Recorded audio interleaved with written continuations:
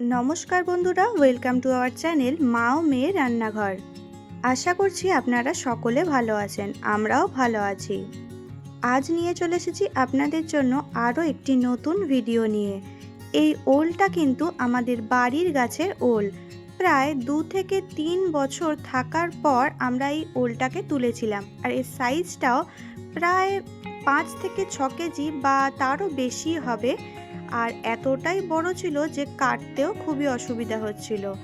তারপর ওলটাকে কুচি কুচি করে কেটে ভালোভাবে ধুয়ে নিয়ে আমরা নুন দিয়ে সেদ্ধ করে নিয়েছি। সেদ্ধ করার পর জলটা ঝরিয়ে এভাবে ভালো করে মেখে নিয়ে তার মধ্যে নুন, লেবুর রস, সর্ষের তেল, কাঁচা লঙ্কা কুচানো আর সর্ষে বাটা দিয়ে ভালো করে মেখে নিচ্ছি।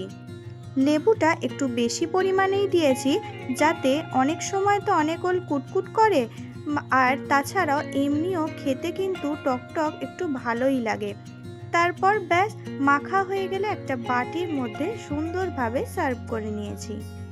ভালো লাগলে প্লিজ লাইক, কমেন্ট, শেয়ার করে দেবেন। Thank you.